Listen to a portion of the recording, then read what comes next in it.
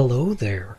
My name is the Met Enthusiast, and you're listening to the Nothin But Bricks podcast.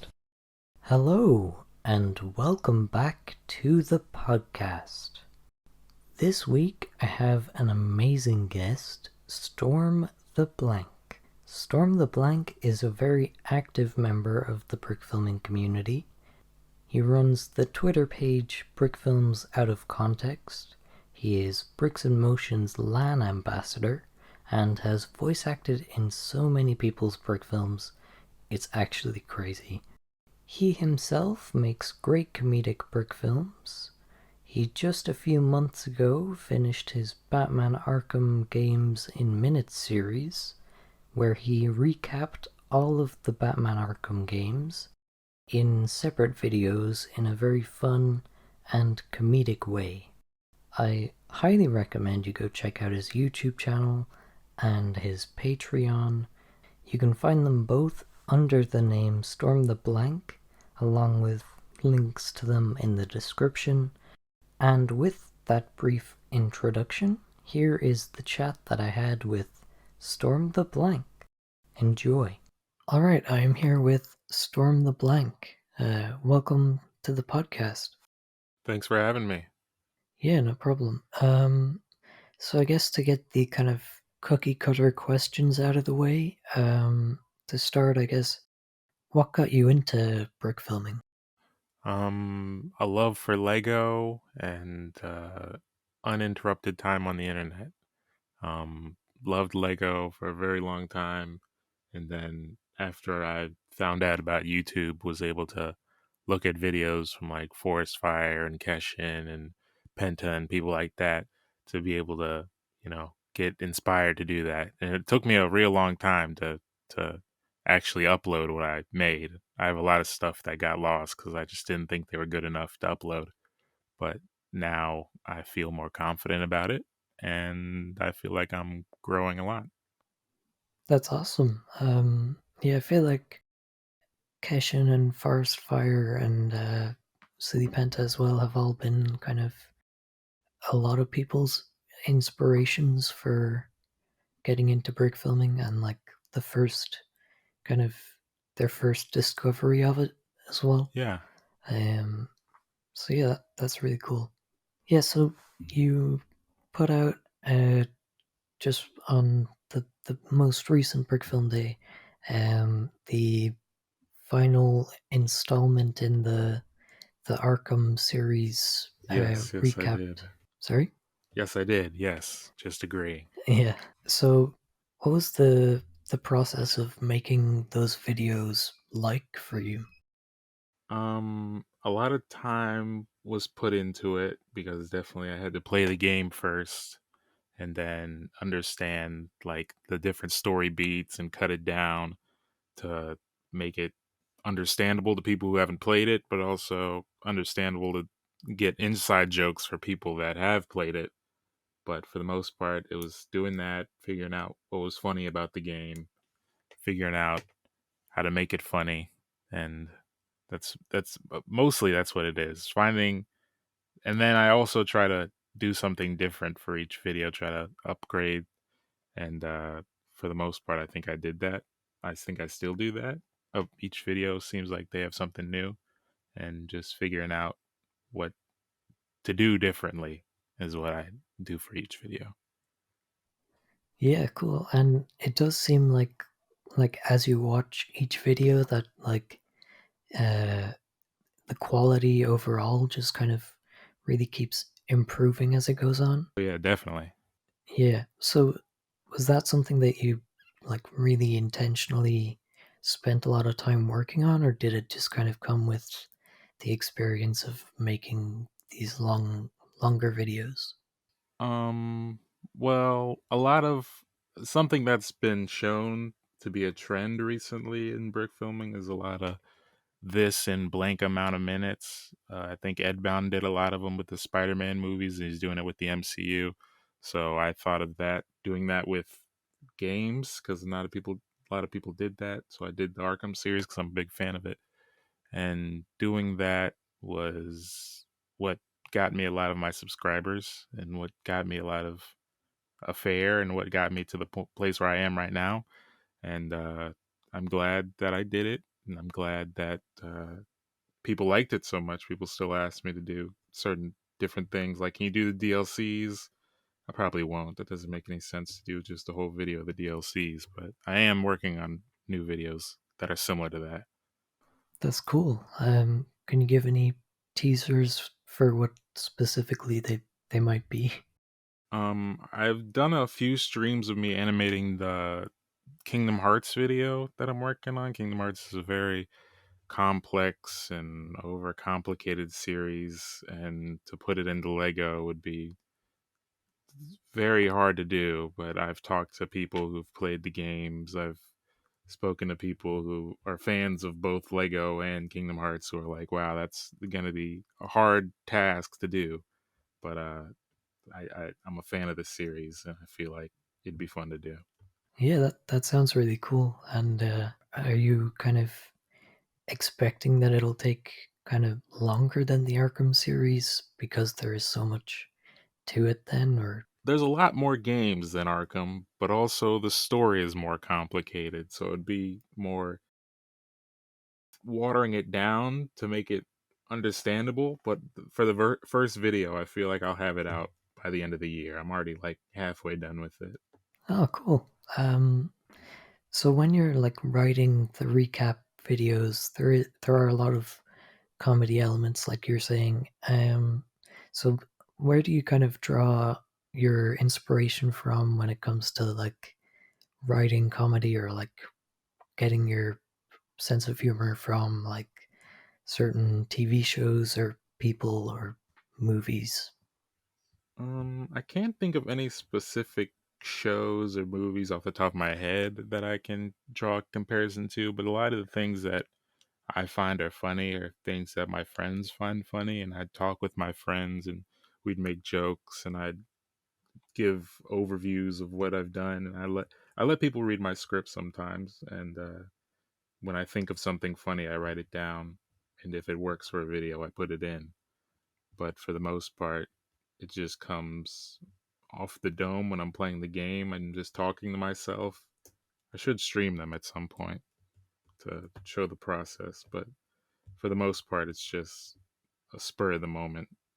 Nice, yeah. Yeah, I think those streams would be really interesting because I've always been interested in hearing about other people's, I guess, creative process, and like just how they kind of come to the finished product that they have is always cool to see. Definitely. So you do a lot of voice acting. I've noticed in the brick filming scene. So what was your like favorite character to voice so far? So far, my favorite is probably voicing Morbius in Edbound's video. That was very fun, and we had a lot of back and forth writing that video. I helped write some of the jokes in that, and we had a few ideas that didn't get in, but from what I recorded was very good, and I think it's the video is phenomenal. Of course, the animation is great, and the voice acting from me and Smash Productions is it just blows it out of the water. Yeah, that was a really great video. I really do. Yeah, the comedic kind of writing as well is very similar to. And when I was watching the Arkham videos, it did kind of make me think like this kind of reminds me of the similar kind of humor that Edbound has in his videos. But I guess that makes sense if you're like co-writing the script. Yeah, Ed's a big inspiration to some of my work. Um, got into his videos in like 2019 when he was starting the Spider-Man stuff. But yeah, great guy, funny stuff. Yeah. Yeah, for sure. So, how did you kind of get involved with the brick filming community, like as a whole? Well, right now I'm the Bricks in Motion's land ambassador, meaning have I'm like the liaison between Bricks in Motion and Lego for getting sets for contests and things like that. And I got that after Blandier decided to step down from it. And at the time, I was doing, well, I still am doing brick films out of context on Twitter or X, whichever you want to call it. And Penta and Chris, they saw my work and they thought of me to replace Blandier. Now I'm very much a part of the brick film community. Yeah, definitely. So that kind of being very prominently seen in the community before being, I suppose, asked to be the LAN ambassador was maybe the big kind of selling point for them. Maybe. Yeah, definitely. Awesome. Yeah. Yeah. So going back to the Arkham videos, I guess what was your kind of main takeaway from like each kind of video in terms of like the skills that you've learned to kind of like going forward with the next projects that you'll be doing in the future? Um, for those videos, I'd consider them to be a lot of exposition, which is what it is, really. It's just telling what the story is in a funny way. But for each video, I still tried to, well, in my head, I tried to add more action and add more motion into it and not just be talking. So I feel like each video had more and more action and things moving, and definitely each video in the Arkham series has more and more set pieces because each game is bigger than the last. So it's a lot more locations, and Batman goes from this place to this place, goes back to the first place.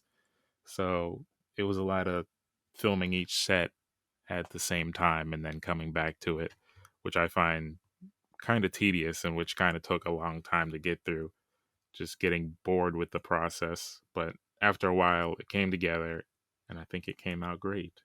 Yeah, it definitely shows in each video that the kind of production quality just kind of amps up every time. I kind of ask most of the guests that come on the podcast this, and some give kind of deep uh, background kind of question or answers, and some people kind of give a surface level answer. So it's kind of whatever you feel comfortable sharing. But it's not much of a personal question, I guess. But what is Lego to you? Wow, that is a question. Lego to me is, wow, the idea of creativity given uh, physical form. You could do anything with Lego. I've seen plenty of videos of Technic and huge mocks and giant fighting robots and things like that. You can do a whole lot with Lego, and it's just up to your imagination and what you're able to use the pieces that you have at your the pieces that you have are what are used to build these massive worlds in your mind. And I guess it changes as you grow up with different forms of imagination, but uh brick filming is also, it helps because it's able to put those ideas into motion and be able to show what you see on the inside out into the world. I guess that makes sense, kind of. But Lego is, it's amazing, and it's really helped the community grow as new people come into it, and yeah, it's really great. Yeah, that's a really great answer. I think for me anyway, I wouldn't have met a lot of people that I know online if it wasn't for um, the community and like Lego existing as a thing that like people talked about online. Um, so yeah, I think that that sense of community that the brick filming community in particular kind of brings is really cool to see come from um, a product. Definitely. So you mentioned before your involvement with bricks in motion. So I was kind of curious, like how involved would you be with like because I know you did the set review video and everything. So how involved would you say you'd be with like producing new videos and things like that? I am a huge selling on the I'll say that in Bricks in Motion, I have made it known that we should add more videos to the YouTube channel. It's mostly used for announcements for new contests and things like that, but it should be made for a lot more. And I'd brought to the table that we should do more set reviews. And for a long time, Chris and Penta had waited for land to be able to uh, give them sets to be able to review. But at some point, I just asked, "Can I just review a set that I already have?" And they said, "Sure, go for it." And I just made that, and I think it came out really well. I'm working on two other set reviews that should be coming out soon. Um, and yeah, I think the channel needs more stuff, and everybody else is in agreement, and we're still talking about what can be added, and hopefully we should have some more cool stuff soon. Awesome, yeah, that sounds pretty exciting. So when making the set reviews with the animation as well, at the end of I guess with the set review that's up at the moment, you do have the animation at the end. But is that kind of the same format that you'll be following going forward with the rest of them, or? Yeah, that'll definitely be the same format because it's bricks in motion. We got to show some bricks in motion, and we have other set reviews on there that were just set reviews, but they didn't really review it from a brick filming standpoint, and that's something that I set forward to do. Yeah, I think when mixing like animation and commentary as well, it kind of brings it into like much more of an exciting thing for the the fans of brick filming, I guess, which is like the core audience, I'd say, of bricks in motion. So yeah, it's definitely a really appreciated addition to the set reviews. Yeah, for sure. So you mentioned before that you're working on the Kingdom Hearts project at the moment. Um, so are there any other games that you'd love to recap at some stage? Um, Another one that was on my mind to do was Metal Gear, the Metal Gear Solid.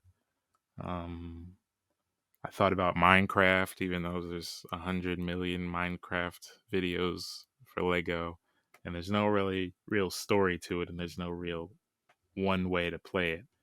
But there are plenty of other series that could be done. Spider-Man PS4, I've been asked to do, and I think I wrote a script for that, and I didn't actually do it. But yeah, there's a huge possibility for anything. It's just, do I feel like it works well enough? Yeah, for sure. I think you know the the source material as well. Depending on how big of a fan base there is, there can be that kind of pressure to get every kind of beat correct when writing it. Like um, adding in, like you were saying before, trying to add in like pieces for people who are kind of familiar with the games who've already played them, and then also like make it cohesive for people who haven't played the games. Um, Yeah, definitely. yeah, so when writing those videos, what is it like to try and kind of keep that balance there of like um trying to like what do I keep in and what do I uh kind of cut out of like subplots or things like that? Um, yeah, that's a good question. A lot of it is me playing the game, and I take notes on what I've played and what I've experienced, and things that I thought were funny that could be added in.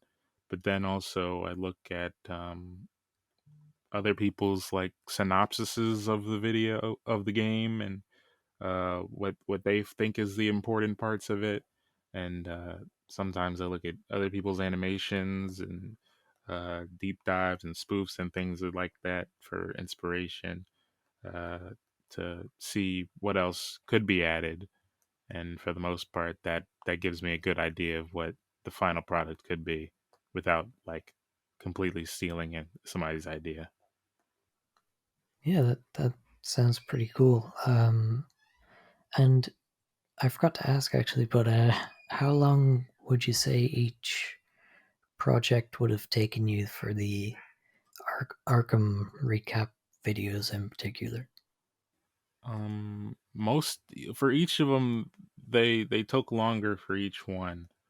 So the first one, Arkham Asylum, probably took like 2 months for that 5 minute video, and then it took almost like 5 or 6 months to get the idea for Arkham City down, and then like each time like add a month to that, like 6 months to Arkham Origins, and then like 8 months to Arkham Knight, because each time the game gets bigger, there's more to be done, and then there's still things that I may have missed, things that could have been added, but I didn't.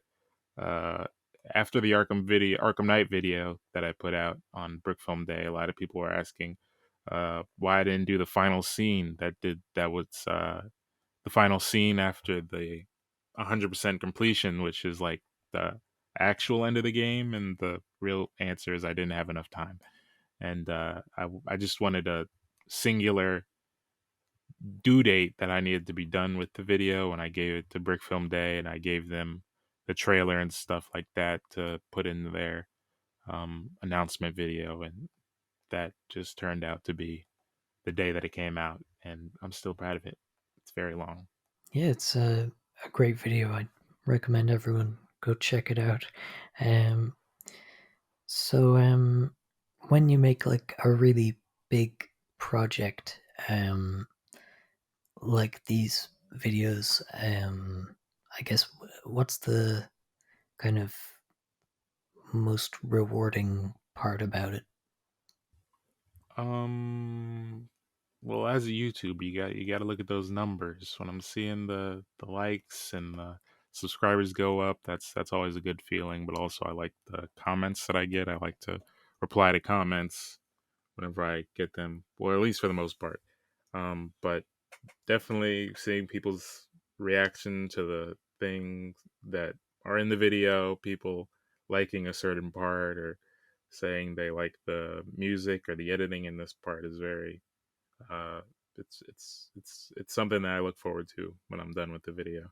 Yeah, awesome. I'd be kind of similar. Like it's appreciated in some ways, but then it's also um like I'm kind of trying to shift my way of thinking when it comes to like making things for views, I guess. But yeah, they're always appreciated when they do come in um, at some stage. So how what does the process, I suppose, of creating a really long video kind of look like from pre-production to post-production to kind of uploading and then like moving on to the next thing kind of again?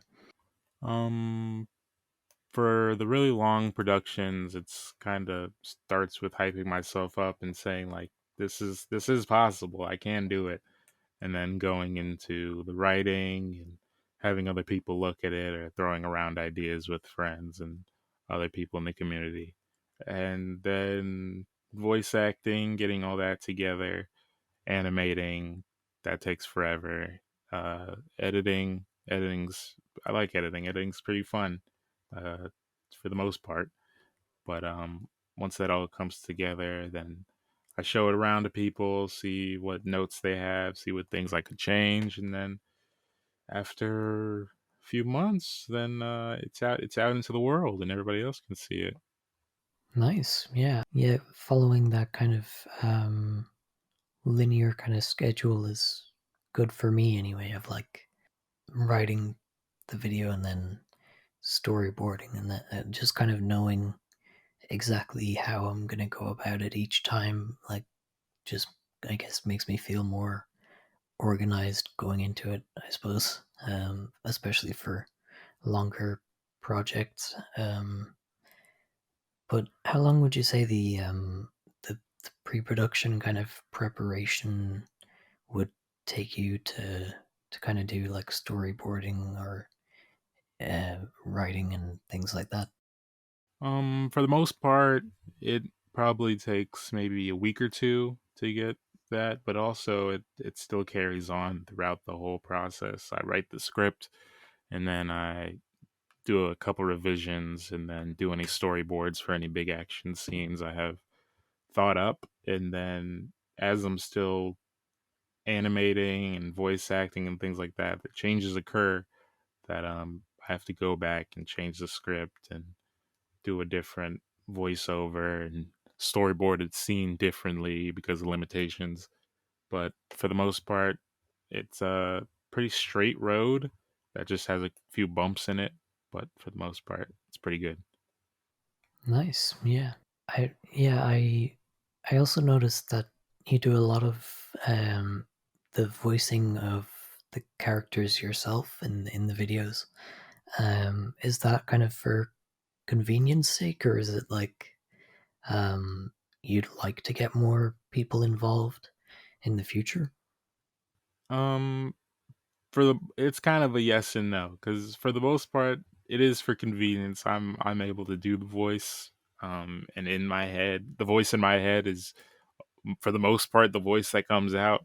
But I always love to get other people to do voices, especially for specific characters and for specific moments that feel right in the story. And being able to work more with the community, I'm able to find new voices that suit my videos very well. But sometimes the voices don't come out exactly how I would like, and that it doesn't take away from the video and how good it comes out, but it still kind of throws a wrench in my ideas of what I have. But I'm always open to having voices by other people. Awesome. Yeah, I think having that kind of original vision of like exactly how things need to be or how you want them to be, I guess, like how things need to come across with like line delivery and things like that. um it's kind of similar uh, to like when I'd be maybe like editing or something like that. If I was to kind of like outsource any part of the process to someone else that wouldn't be voice acting, I feel like it would just kind of uh, muddy the waters in terms of like what the intention is supposed to be behind the project, if that makes sense. It makes sense. I'm feeling it. Yeah, cool. So I guess for like editing and things like that, um, like software wise, what would you use for doing that? For all my videos, I use Premiere Pro and use Photoshop for masking sometimes. But yeah, and I animate in Dragon Frame, of course. It's industry standard. But it's Audacity, not Audacity. Audacity I use for audio, but Adobe has its own problems within about how their programs work, and that's highly contested through the community. But for the most part, it works for me pretty all right.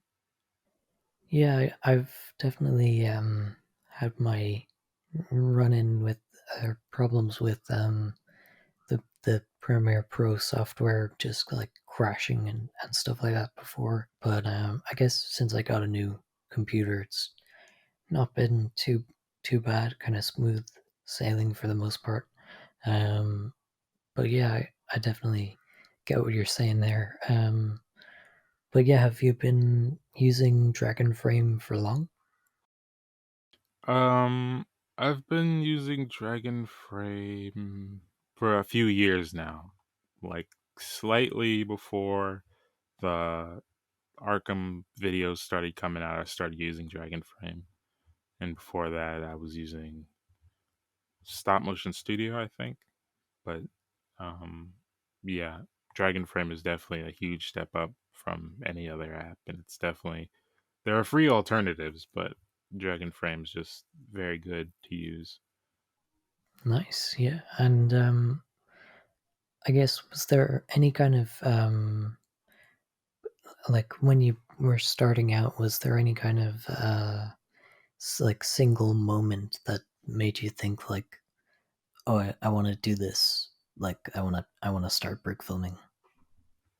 Um, I'd been brick filming for a very long time since elementary school, but those had always come out as like home movies and things like that, just doing small things with friends when they came over, and but I had not started uploading until like 2012, and those videos aren't very good.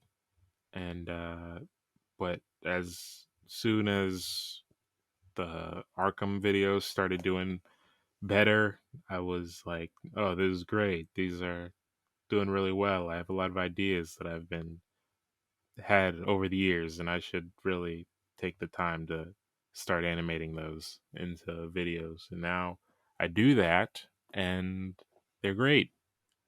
Yeah. Nice, yeah. So I guess starting out quite young and like making the videos kind of for yourself, I suppose, like as home videos.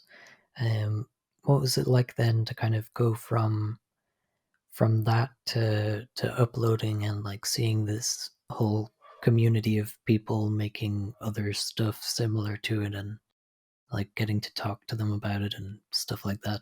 Well, being a young kid with YouTube, of course, thought was in my mind that once I start a YouTube channel, it's gonna blow up and I'm gonna be famous forever and it's gonna be great. But then after years of doing videos and not getting a lot of views, it was kind of waning on me. And then soon I got well, for a while I'd gotten out of brick filming just because it wasn't doing as well and I wasn't getting a lot of feedback on them.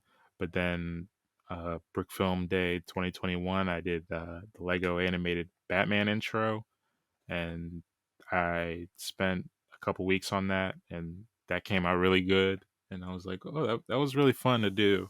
Maybe I should do something else with Batman, and that came into the me doing the Arkham videos, and then on, and now I'm doing all these different things and met all these new people and part of this great community.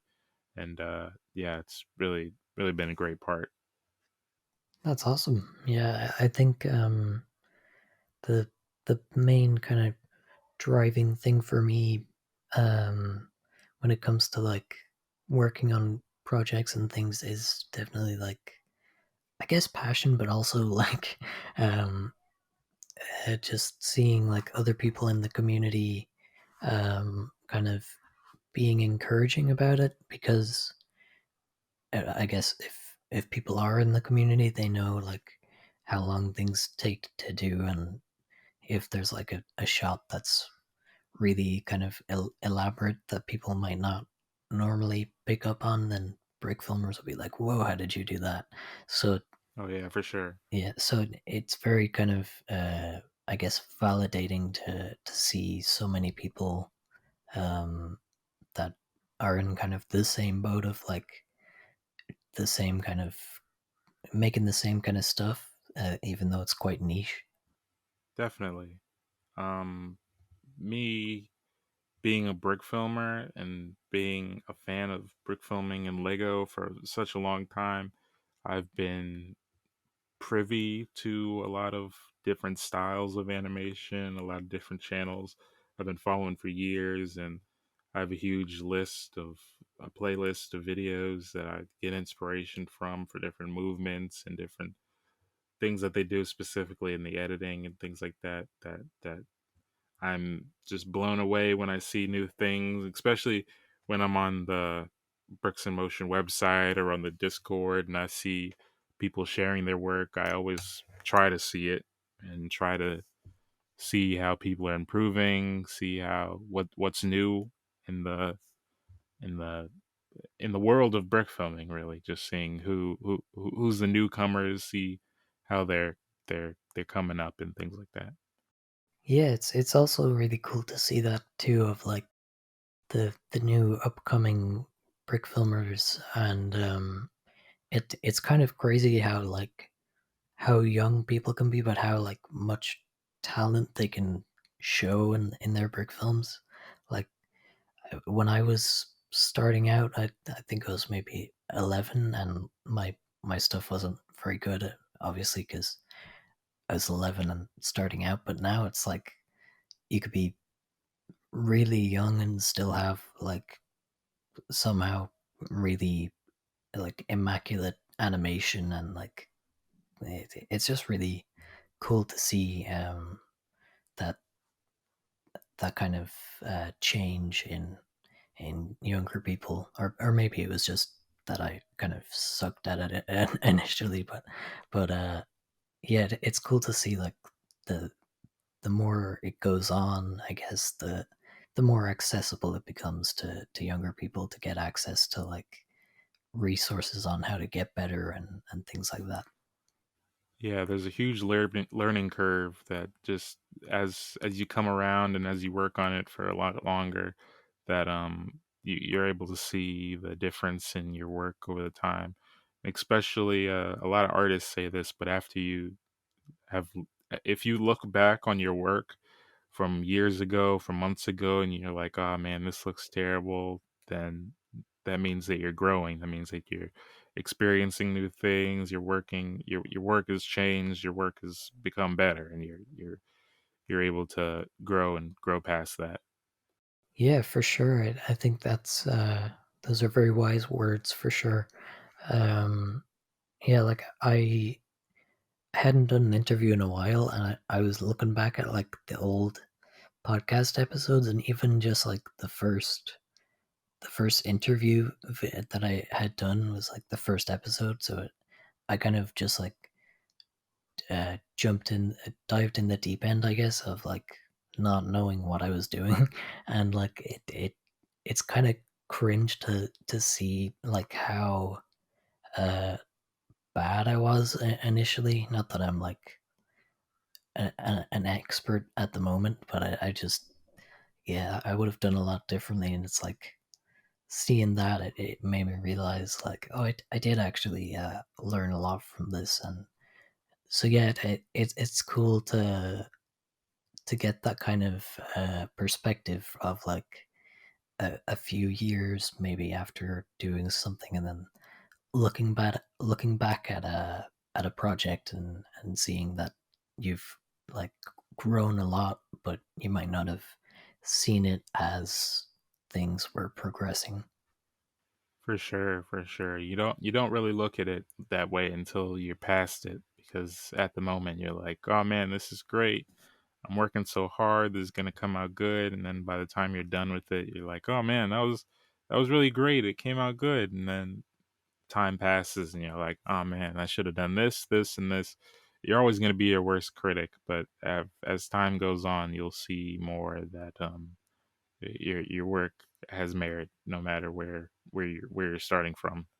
Yeah, for sure. And I think as well, I think it was when I was talking with Mind Game Studios in his episode, uh, he was kind of saying like any kind of animation that you do, even if it's like a test that doesn't quite work out the way you planned, or like just whatever kind of animation, if you end up like spending a long time on it and you're expecting to use it in a video or something, and then it kind of like you can't use it because it doesn't look good or something, like it's not necessarily I guess it's something that that was like my biggest takeaway from talking with him. Like it's I guess it's not like a total waste, because you still spent time practicing that craft and putting kind of energy into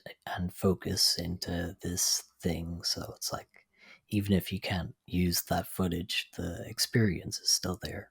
Yeah, for sure. Yeah. So going back to the voice acting stuff, I guess. So you do seem to do a lot of voice acting for people in the brick filming community. Do you think the if it wasn't like for brick films that you'd still really love to do like voice acting for other projects outside of brick filming? For sure, definitely. I'm still in the I'm I'm slowly but surely setting up like my voice acting reel to do professional things and to do like different kinds of voiceovers for different sorts of animation and things like that because I really like voice acting. I think it's fun. Um, and I'm told I have a good voice, which I agree with.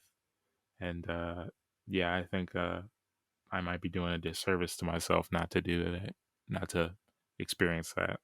Yeah, for sure. I think your voice acting's really good, in my opinion.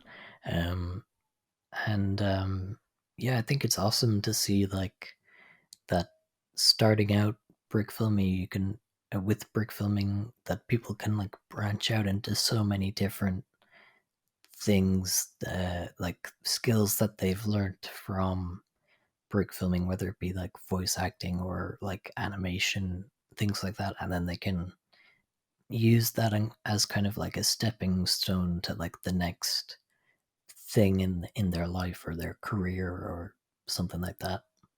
Yeah, every move you make, it's definitely a stepping stone towards something new. Yeah, yeah, for sure. I think that's a really cool way of putting it. Yeah. Yeah, so if you had like a dream project of like a huge budget of like and like a bunch of Lego, what do you think you would want to make? Um, hmm.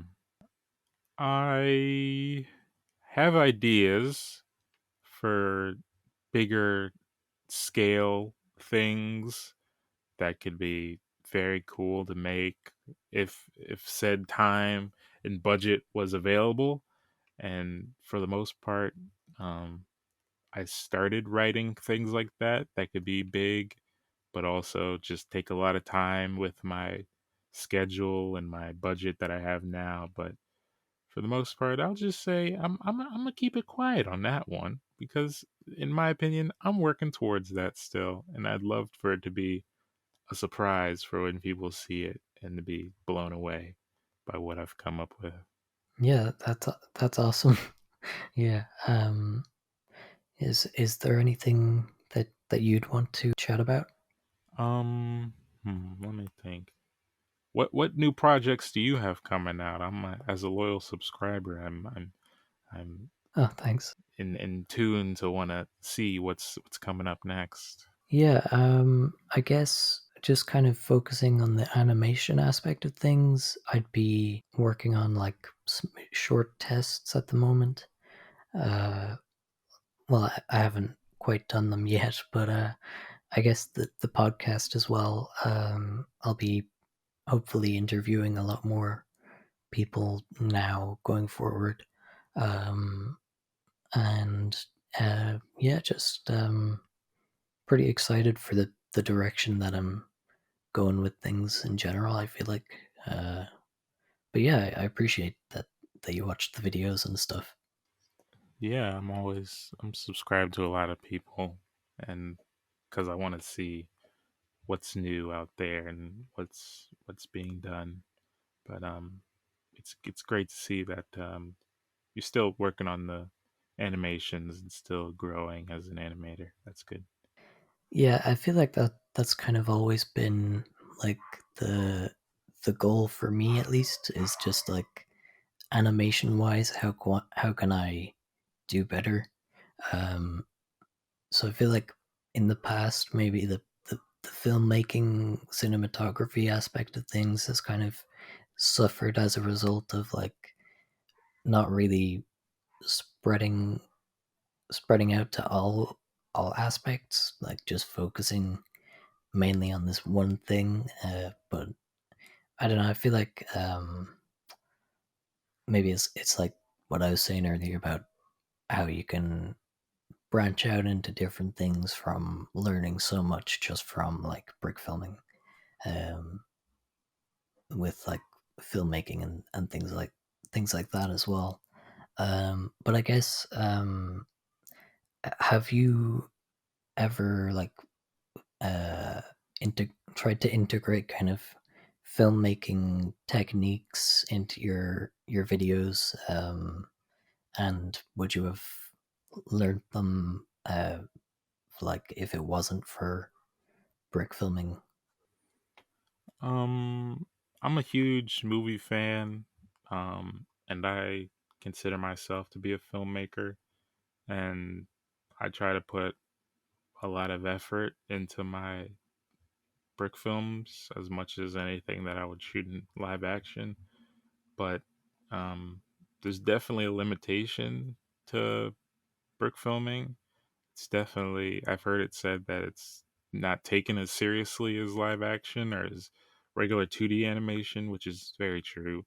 It's hard to do a very serious series using Lego and brick films, but people have done it. People have done great series like Twisted Bricks did the Lego Zombie Universe, not universe, Lego Zombie series, and he has his movie that came out, which was very great, and that does it does a lot of justice to brick films, but still trying to, as a filmmaker, be able to push the bar in cinematography for brick filming. I think that's something that I strive to do too, as well as do new processes of animation.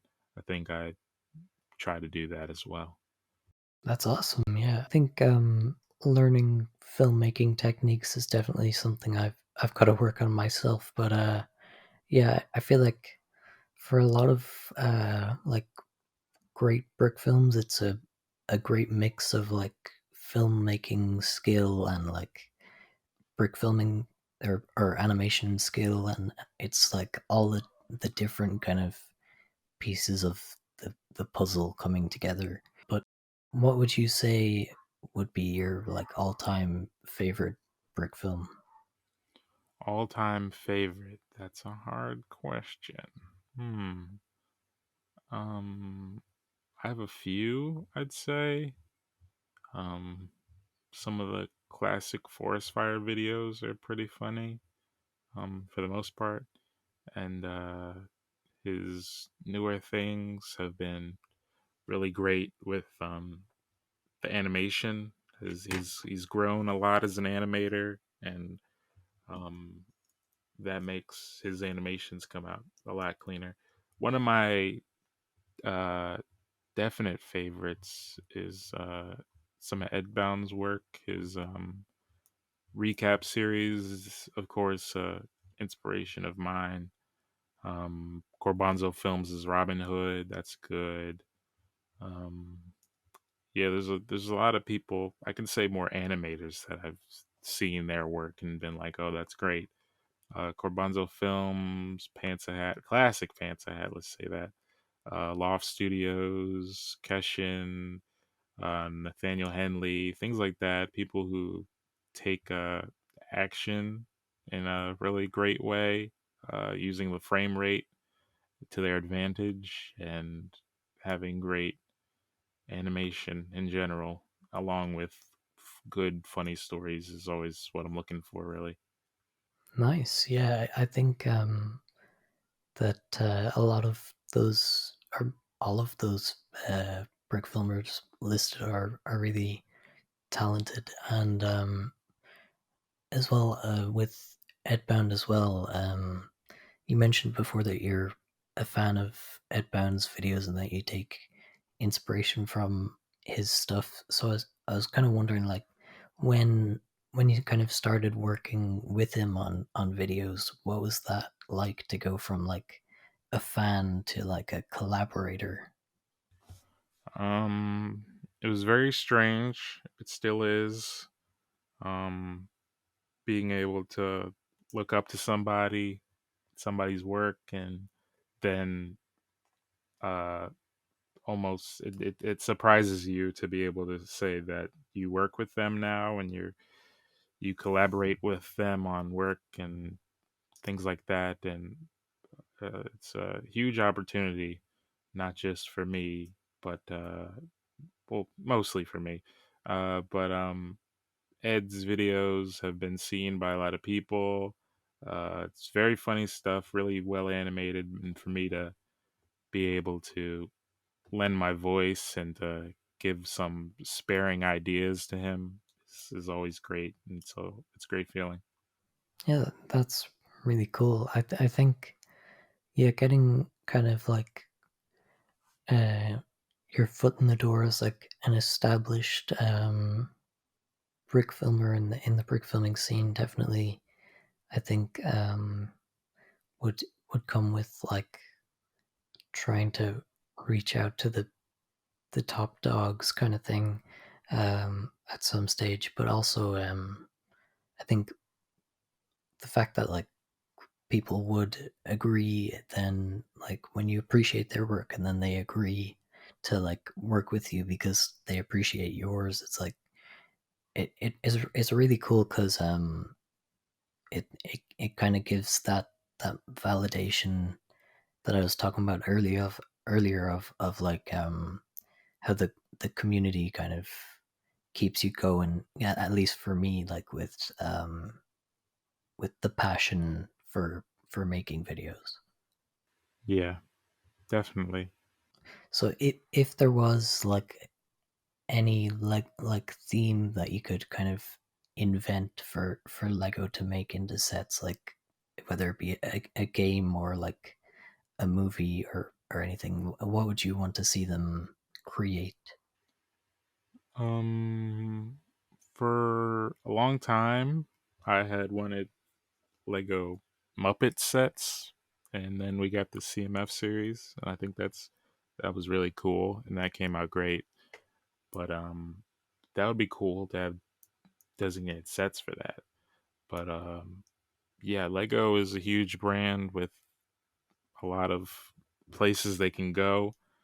Um, I feel like moving towards um, maybe more adult properties would be good, because they have done that with a few things like Lego Friends, the show, not the theme. But yeah, having more things like that that can be made in the sets would be very interesting. Just to see, it's always fun to see live action people in minifigure form. It's really interesting, and yeah, I feel like they could move in that direction, or in any direction, really.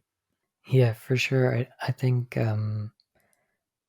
they've definitely got they're starting to show that they're not doing it as much now, but I feel like before they had kind of all their eggs in one basket in terms of their themes, and now it's kind of like they're branching out into so many new things with like Lego ideas and like Lego friends, like you were saying, and um, just kind of being, and I guess Lego Mario and stuff as well, Yeah, like just kind of uh, branching out a lot more and not kind of sticking to just like Marvel or DC or like Star Wars. I think it's pretty cool to see like how many different things they're kind of like releasing now, I guess. That reminded me of something. Um, they should do more Nintendo, more video game things with minifigures. Mario sets with minifigures would be great, and everybody would buy them. And also Lego DC being more than just Batman. That's one of my huge gripes with it. Mostly just being Batman sets. Yeah, for sure. I think yeah, for the Mario stuff, it was pretty frustrating when they announced it and it was just like this block type thing. It's like, Yeah, but yeah, I think if they did like the even like the CMF type things, like with the Muppets, if they did like a CMF series with Mario figures, I think that would that would sell it very would well. sell really well. Yeah, yeah, for sure. And I think as well they do have that issue of like what you were saying with the Batman sets, where it's like it says it's DC, but it's just Batman, really. Yeah. Yeah. What kind of DC figures would you want to see them kind of create? Oh man, there's so many there could be. They only did Superman like 4 times. Um, Wonder Woman's had a few sets, but um, there's a huge world out there of a whole universe of people, and they just mostly do Batman and Batman villains, which is very interesting. For a while, they were doing a lot of Justice League things, and they had like Martian Manhunter and Blue Beetle and Firestorm and people like that. There are a lot of obscure characters that they could do, but I understand that that wouldn't sell as much as the Lego Batman theme. Yeah, I feel like now if they were to kind of branch out a bit more, that then people would kind of like. I feel like there's definitely a market for it now because there's so much oversaturation of Batman. It's like uh, in Lego anyway. It's like it would probably do quite well if they suddenly came out with like a Justice League type set or CMF Yeah, type thing. Um, yeah, but I guess to close the podcast out a bit, is there any are there any final thoughts or things you'd like to talk about before we kind of wrap up the podcast? in terms of uh, videos that you see from other brick filmers, is there anything that you see uh, rising in popularity that you would consider to be good or bad? Things that are seen that should change, maybe? I feel like the kind of more lengthy videos of like that don't have IPs tied to them kind of are very well respected amongst the community, but I feel like they should. It would be cool to see them kind of succeed algorithm wise. I think, Yeah, definitely. yeah, like Chicken Studios, I made like a whole Lego space series and like Fukushu, which is a name of their brick film, which is one of their brick films, which is a pretty great brick film in my opinion. But just like original kind of concepts, I think would be cool to see more mainstream. Um, but yeah, is there anything that you? Sorry, do you want to add to that or? I can, yes. Uh Maybe, well, sometimes when there's a new meme on the streets, there's just an overabundance of the same meme being done over and over, done to death, kinda, and that can be seen um, more recently with like the grimace shake and things like that, with everybody doing the same joke over and over. But that can be seen as just memes in general. That's just memes can be overdone in some sort. But for the most part, if they do something new with it, or if they do something fun and interesting with it, that's a different story. Yeah, I feel like not copy pasting things is really important, and like putting your own kind of spin on things, whatever it may be, is always cool to see. Like the unique ones definitely stand out to me anyway Yeah. when it comes to things like the grimace shake trend and things like that. Um, but yeah, is there anything that you would like to plug or promote to close out the podcast? Um, I guess just my channel, Storm the Blank on YouTube. I just put out a Lego Spider-Man video, which I think is pretty funny, and doing a lot more Marvel things in the future and a lot more one-off things.